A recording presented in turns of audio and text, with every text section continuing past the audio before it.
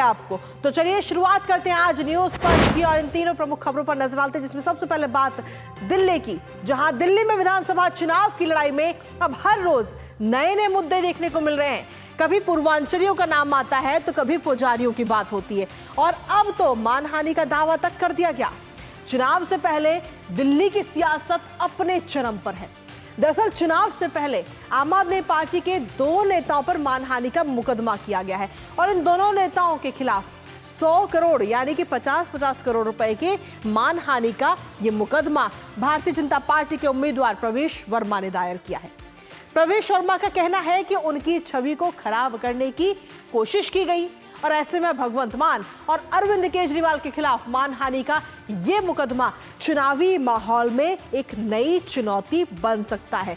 करेंगे इस पर बात, लेकिन उससे पहले आपको बता दें, ये भी बता दें कि आज दिल्ली में कई दिग्गज अपनी अपने पार्टी के लिए चुनाव प्रचार करते हुए नजर आ रहे हैं, जिसमें से खासतौर पर हम देखें तो उत्तर प्रदेश के मुख्यमंत्री योगी आदित्यनाथ और स्वास्थ्य मंत्री जेपी नड्डा का नाम मुख्य तौर पर है। तो चलिए इसी पर करते हैं आज चर्चा, क्योंकि दिल्ली की लड़ाई जो है वो मानहानि पर आ चुकी है और आखिर क्यों आई है ये लड़ाई मानहानि पर, बताएंगे आपको विस्तार से। साथ ही करेंगे चर्चा अपने संवाददाता से भी, लेकिन उससे पहले आपको सुनाते हैं क्या कुछ कह रहे हैं प्रवेश वर्मा का और अरविंद केजरीवाल का।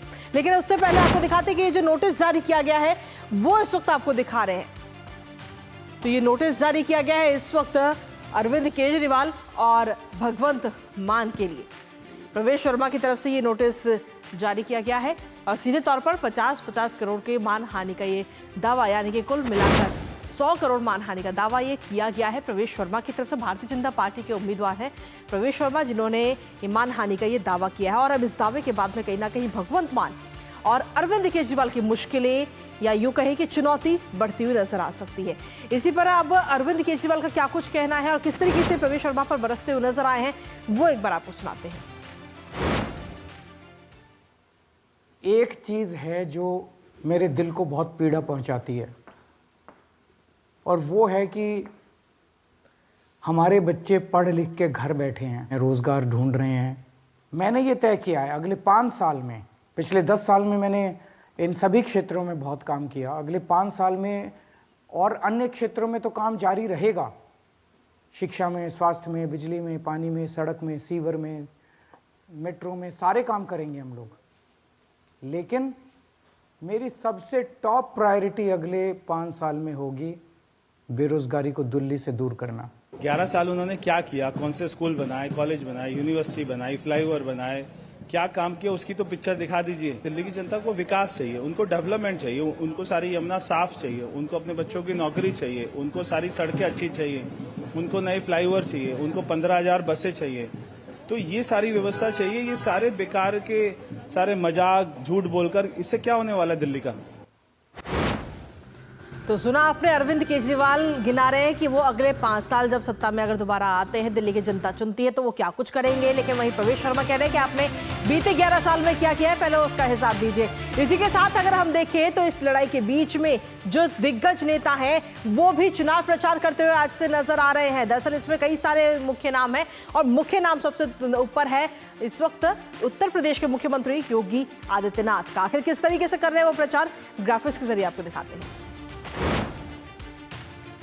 तो दिल्ली के दंगल में हो चुकी है योगी आदित्यनाथ की एंट्री और मुख्यमंत्री योगी आदित्यनाथ प्रचार अभियान की शुरुआत करेंगे। अब से कुछ ही देर में दिल्ली के दंगल में वो एंट्री करते हुए नजर आएंगे और 4 दिनों में कुल मिलाकर 14 जनसभाएं होंगी योगी आदित्यनाथ की और जनता के बीच में जाकर के बीजेपी के पक्ष में माहौल बनाने की कोशिश करते हुए नजर आएंगे। दिल्ली में रहने वाले यूपी और उत्तराखंड के लोगों पर सीधे तौर पर फोकस योगी आदित्यनाथ करते हुए नजर आएंगे। इसके साथ ही अगर हम देखें तो किराड़ी, जनकपुर और करोल बाग में ये जनसभाएं हैं और सिर्फ 3 जगह नहीं बल्कि दिल्ली में कई सारी ऐसी जगहों पर उनकी वो है, अगर हम देखें तो रैलियां हैं और लोगों को संबोधित करते हुए नजर आएंगे।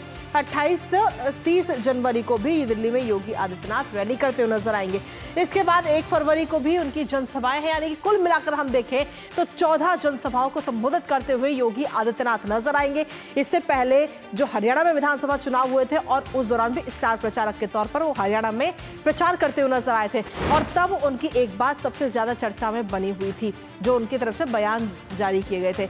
इसके साथ ही ही अगर हम देखें तो प्रचार मैदान में अब कई सारे दिग्गज नजर आ रहे हैं, जिसमें आप देख रहे हैं कि जेपी नड्डा है, योगी आदित्यनाथ, राहुल गांधी और साथ ही असदुद्दीन ओवैसी भी सीधे तौर पर अपने पार्टी के पक्ष में चुनाव प्रचार करते हुए नजर आ रहे हैं। कुल मिलाकर मैदान तैयार हो चुका है, प्रचार जो है वो चरम पर है दिल्ली के अंदर और सियासी घमासान भी मचा हुआ है। आर पार की लड़ाई है, कई सारे मुद्दे दिल्ली के अंदर नजर आ रहे हैं, लेकिन फिलहाल मानहानि की बात भी इस बीच सामने आ रही है। तो ऐसे में अगर हम देखें तो दिल्ली में भारतीय जनता पार्टी के सितारे भी हैं, जहां भाजपा के राष्ट्रीय अध्यक्ष जेपी नड्डा चुनाव प्रचार करते हुए नजर आएंगे। आपको बता दें कि पहली जनसभा जो है वो उत्तम नगर में विधानसभा क्षेत्र में शाम 5 बजे होगी जेपी नड्डा की, और उसके बाद दूसरी जनसभा जो है वो है शकूर बस्ती में, और शकूर बस्ती में शाम 7 बजे ये जनसभा होगी। इसके साथ ही अगर हम देखें तो उत्तराखंड के मुख्यमंत्री हैं पुष्कर सिंह धामी, और वो भी रैली करते हुए नजर आएंगे, रोड शो करते हुए नजर आएंगे। उत्तराखंड के मुख्यमंत्री पुष्कर सिंह धामी, और पुष्कर सिंह धामी आपको बता दें कि पालम विधानसभा क्षेत्र में दोपहर 3 बजे ये रैली करेंगे, लोगों से मुखातिब होंगे और अपनी बात रखते हुए नजर आएंगे, बीजेपी के पक्ष में माहौल बनाएंगे। साथ ही दिल्ली कैंट विधानसभा क्षेत्र में 5 से 6 बजे के बीच में उनका एक रोड शो का भी कार्यक्रम है, तो रोड शो के जरिए भी कहीं ना कहीं बीजेपी के पक्ष में माहौल बनाएंगे। इसके साथ ही अगर हम देखें तो मध्य प्रदेश के मुख्यमंत्री डॉक्टर मोहन यादव भी आज 2 जनसभाएं दिल्ली के अंदर करते हुए नजर आए, क्योंकि दिल्ली में अब मतदान में ज्यादा वक्त नहीं बचा है, 5 तारीख को मतदान होना है, लेकिन उससे पहले लगातार चुनाव प्रचार जोरों शोरों से तमाम राजनीतिक दल कर रहे हैं, जिसमें भारतीय जनता पार्टी की तरफ से और कांग्रेस की तरफ से कौन कौन से दिग्गज मैदान में उतारे गए हैं वो आपको बता रहे हैं। तो ये तो बात रही, और इसके साथ ही अगर हम अगले नाम की बात करते हैं तो वो नाम है प्रेमचंद बैरवा का, जो कि आज 2 जनसभाएं दिल्ली के अंदर करेंगे और दिल्ली के अंदर बीजेपी के पक्ष में माहौल बनाने की कोशिश करेंगे। पहली रैली सीमापुरी विधानसभा क्षेत्र में होगी दोपहर 3 बजे, और दूसरी रैली होगी गोकुलपुर में, जहां शाम 5 बजे ये दूसरी रैली होगी। तो ये तमाम वो नाम है जो आज नजर आ रहे हैं।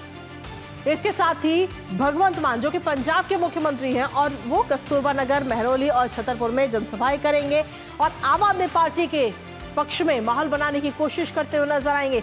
इसके अलावा संजय सिंह की अगर हम बात करें तो मोती नगर और मॉडल टाउन में चुनाव प्रचार करते हुए राज्यसभा सांसद संजय सिंह नजर आएंगे। आम आदमी पार्टी के पक्ष में मतदान की अपील जनता से करेंगे। इसी पर ले लेते हैं ताजा अपडेट, हमारे साथ में हमारे सहयोगी धीरज इस वक्त जुड़ रहे हैं, सीधा उन्हीं का रुख करेंगे। धीरज, चुनाव प्रचार जोरों पर है, जोरों शोरों से चुनाव प्रचार किया जा रहा है, क्योंकि अब 5 तारीख को लेकर के अगर हम देखें तो काउंटडाउन भी शुरू हो चुका है। फिर चाहे बात भारतीय जनता पार्टी की हो, कांग्रेस की हो या फिर आम आदमी पार्टी की, तीनों ही राजनीतिक दलों की तरफ से लगातार जोरों शोरों से चुनाव प्रचार हो रहा है। कई दिग्गज मैदान में है, चुनाव प्रचार करते हुए नजर आ रहे हैं। धीरज, पार्टियों ने जो दिल्ली विधानसभा के चुनाव के लिए जो उनके जो शीर्ष नेता हैं, या कह सकते हैं उनके जो फायर ब्रांड हैं, उनको चुनावी मैदान में उतार दिया है। और आज जैसा कि हम देख पा रहे हैं कि आज भाजपा के राष्ट्रीय अध्यक्ष जेपी नड्डा भी दिल्ली में 2 विधानसभा चुनाव में 2 विधानसभा क्षेत्रों में चुनाव प्रचार का आगाज करेंगे। इसके अलावा उत्तर प्रदेश के जो फायर ब्रांड नेता हैं योगी आदित्यनाथ, वो 3 विधानसभाओं में आज रैलियां करते हुए नजर आएंगे। और जो सबसे प्रमुख बातें हैं योगी आदित्यनाथ के बारे में, इनके बारे में कहा जाता है कि जो चुनावी जो वोटों का जो ध्रुवीकरण है, वोटों के ध्रुवीकरण में ये माहिर होते हैं, और जहां खास करके जो हिंदुत्व वोट को एक तरीके से पकड़ने की जहां कोशिश होती है, उसके लिए इनको उतारा जाता है। इनको अपने हरियाणा के चुनाव में भी 14 विधानसभा क्षेत्र में प्रचार करते हुए देखा, जहां की 9 विधानसभा क्षेत्रों में भारतीय जनता पार्टी को जीत मिली। इसके अलावा इससे पहले हमने महाराष्ट्र के चुनाव में भी जो 30 सभाओं में योगी आदित्यनाथ को देखा, जहां की भारतीय जनता पार्टी को 22 सभाओं में जीत मिली। तो एक तरीके से आज जिस प्रकार से योगी की एंट्री हुई है, इस एंट्री के जरिए भारतीय जनता पार्टी न केवल जो पूर्वांचल के वोटर को अपनी तरफ खींचने की कोशिश करेगी, इसके अलावा जो उत्तराखंड के जो वोटर हैं या पहाड़ी इलाकों के जो वोटर हैं, जो कि दिल्ली में काफी संख्या में है, और ऐसा कहा जाता है कि पूर्वांचल और जो पहाड़ के जो वोटर्स हैं वो दिल्ली के लगभग 22 से 25 ऐसी विधानसभा सीटें हैं जहां पे वो अच्छा खासा प्रभाव रखते हैं, जिताने और हराने का मादा रखते हैं।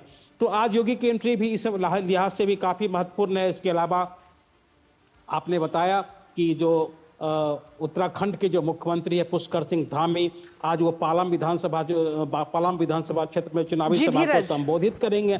इसके अलावा आज उनका एक रोड शो भी दिल्ली कैंट के इलाके में है। तो पहाड़ी वोटर के लिहाज से भी आज का दिन महत्वपूर्ण है।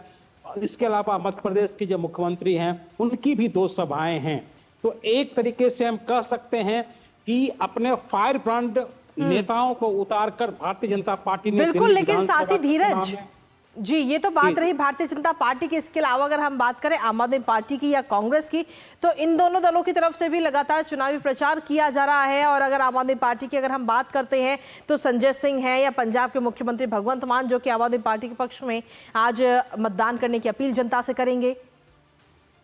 बिल्कुल आपने सही कहा। और जो बात कही जा रही है कि आज भगवंत सिंह मान, उनकी भी जो कई सभाएं हैं जो कि आयोजित की गई है, और इन सभाओं में एक तरीके से हम कह सकते हैं कि आम आदमी पार्टी को काफी मजबूती मिलने वाली है। जो आम आदमी पार्टी के जो थिंक टैंक संजय सिंह की भी आज मोतीनगर विधानसभा क्षेत्र में उनकी भी रैली होने वाली है। इस लिहाज से वो काफी महत्वपूर्ण है। राज्यसभा सांसद राघव चड्ढा आज जो नानकपुरा का जो गुरुद्वारा का जो इलाका है, उस गुरुद्वारा के इलाके में भी आज वो दिखेंगे। तो एक तरीके से आम आदमी पार्टी की भी कोशिश है कि चाहे पंजाबी वोटर हो, सिख वोटर हो, जिसकी आबादी दिल्ली के विधानसभा में लगभग 13% के करीब है, उनको टारगेट करने की कोशिश। उसके बाद खुद जो पूर्व मुख्यमंत्री अरविंद केजरीवाल हैं, वो पदयात्रा कर रहे हैं, डोर टू डोर कैंपेन के जरिए लोगों को अपनी तरफ खींचने की कोशिश कर रहे हैं। खुद आतिशी चुनावी मैदान में है। तो आम आदमी पार्टी का भी जो एक शीर्ष तबका है, जो पार्टी का जो थिंक टैंक है, वो भी चुनावी मैदान में उतरा हुआ है। और अंतिम अगर बात कर लेते हैं कांग्रेस पार्टी की, तो आज सबसे महत्वपूर्ण रैली कांग्रेस पार्टी की भी है, जो कि मुस्तफाबाद में राहुल गांधी की रैली होने वाली है। और राहुल गांधी की जो पिछली 2 रैलियां हैं, वो 2 रैलियां कैंसिल हुई। पिछली रैलियों में कहा गया कि उनका स्वास्थ्य खराब है। और जो नई दिल्ली विधानसभा क्षेत्र में उनकी जो रैली थी, उस रैली के बारे में कहा जाता था कि उसमें राहुल गांधी नहीं आकर एक तरीके से आम आदमी पार्टी को वॉकओवर देने की कोशिश की।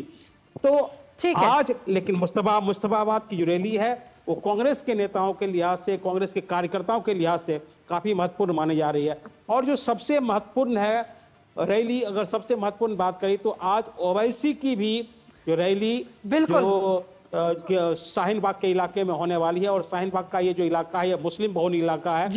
10 विधानसभा सीटों पर ओवैसी ने अपने उम्मीदवार नई दिल्ली के विधानसभा चुनाव में उतारे हैं। तो उस लिहाज से आज ओवैसी की भी एंट्री, जो धार्मिक जो ध्रुवीकरण जो होता है, बिल्कुल, यानी कि दिल्ली के अंदर आज सिर्फ चुनावी शोर कहीं ना कहीं नजर आएगा, क्योंकि एक के बाद एक कई सारी रैलियां दिग्गज नेता करते हुए नजर आ रहे हैं। फिलहाल बहुत बहुत शुक्रिया धीरज, तमाम अपडेट्स हमारे साथ साझा करने के लिए। तो कुल मिलाकर हम देखें तो ये तो बात रही